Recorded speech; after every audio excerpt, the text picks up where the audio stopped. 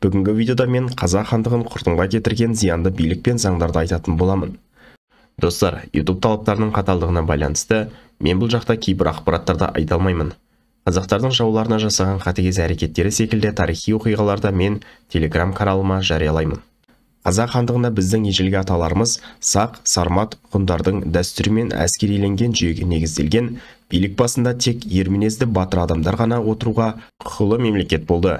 Хандардың төртке дейінгі әйелінен бөлек жорықтарда қолға түскен көптеген күңдері болып, одан ондаған балалары болды. Әлбетте олардың бас-басына хандық жоқ, сондықтан хан дүние салғанда тек бір ғана адам таққа отыра алатындықтан оған арнайы талаптары болды. Қазақ хандарының басым көпшілігінің тарихына қарасаңыздар, олар сұлтан кезінде басқалардан асқан ерлігімен көзге түскендіктен ғана сайланғандығын көре аламыз. Мысалы, Жәнібек пен Керейден кейін хан болған бұрындық сұлтан кезінде Жәнібек ханның әскерін басқарып, қазақтардың басты жауы Әбілхайырдың мұрагері Шах-Хайдарды ойсырата жеңіп тастағандықтан халық оны хан сайлады.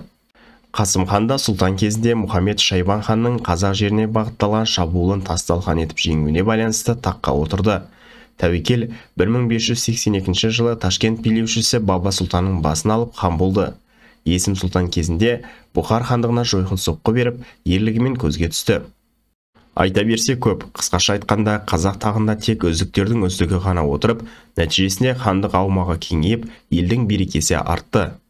1680 жылы Тәуке хан билікке келді. Тәуке хан да қазақ хандарының арасындағы ең үздіктерінің бірі болды. Ол асқан шешендігімен кез келген адамды өзіне баурап алатын.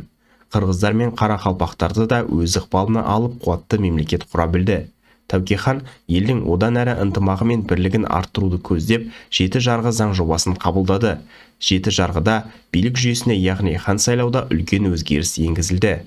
Мен басында айтқанымдай, хан қайтыс болғанда сұлтандардың арасында шайқастарда ерлігімен көзге түскен ең батыл адамдар ғана хан сайланатын және оны тікелей халық сайлайтын. Сондай-ақ билік басында маңызды мәселелерді сұлтандар хандармен ақылдасып шешетін.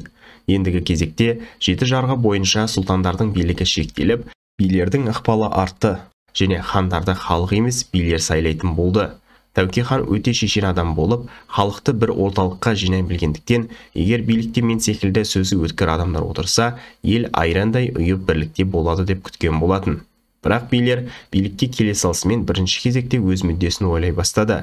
Олар Тәуке хан қайтыс болғанда хан тағына Қайыпты отырғызды. Қайыптан кейін Болатты, артынша Әбілмәмбетті хан етіп сайлады. Болат, Әбілмәмбет секілді адамдар айтарлықтай ерліктермен көзге түсе қоймағандықтан қатардағы сұлтандардың бірі болатын. Сонда да оларды хан етіп сайлауы көптеген жорықтарда жеңімпаз ерліктермен көзге түскен Әбілхайыр және Сәмеке секілді сұлтандардың наразылығын туғызды. Әсіресе Әбілхайыр тамаша жеңістерге қол жеткізді. Башқұрт әскерін басқарып, отаршыл орыстарды ойсырата жеңіп тастаған соң, Әбілхайырды башқұрттар өздеріне хан етіп сайлады. Бірақ өзгеден көрі өз елінің қамын ойлаған Әбілхайыр елге оралып, қазақ әскерін басқарып, 1713 жылы жоңғарларды ойсырата жеңді. 1723 жылы батыстан басқа Қазақстанның бүкіл аумағы Ақтабан шұбырынды Алқакөл Сұлама кезеңіне қанға боялып жатқанда, Әбілхайыр тағы да талантты қолбасшылығын дәлелдеп, 20 мың әскермен біріккен қалмақ казак әскерлерін от қаруларымен қоса жер жастандырып, кіші жүз аумағын жауға таптатқызбады.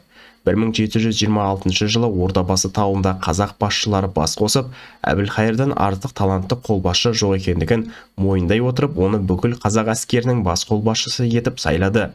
Әбілхайырдың басшылығымен қазақтар 1728 жылы қалмақ қырылған деп аталған Бұланты шайқасында жоңғарларды жаппай қырып салды.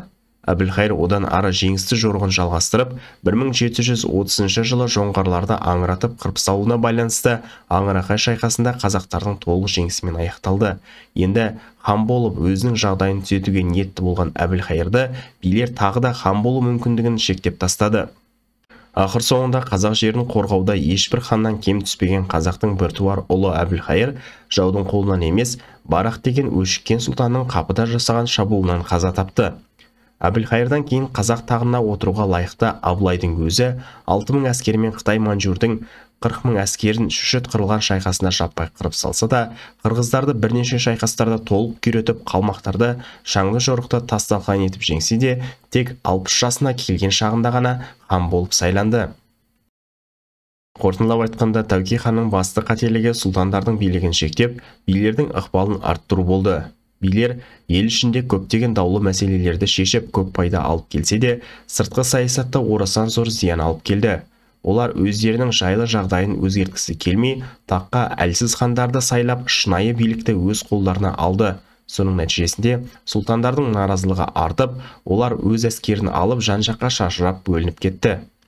Қазақ хандығы үшін ең ауыр кезең 1723 жылғы Ақтабан шұбырынды Алқакөл сұлама болды. Бұл тікелей қазақ тағында лайықсыз адамдардың отырып, елді дұрыс басқара алмауынан орын алды. Егер Тәуке хан қайтыс болғаннан кейін қазақ билігіне бұрынғы жүйе бойынша қаншама ерліктермен танылған Әбілқайыр, одан кейін Абылай ертерек отырғанда, біздің елге жоңғар да қалмақта маса шаққандай болып қалар еді. Себебі олар біріккен қазақ әскеріне төтеп бере алмайтын. Бұны біз Бұланты Аңырақай шайқастарында көрдік. Қазақтардың жоңғарлармен соғысып, әлек болып жатқанын пайдаланып, орыстар солтүстік және шығыс Қазақстан бойына көптеген бекіністер салып үлгеріп, отарлау саясатын бастап кеткен болатын.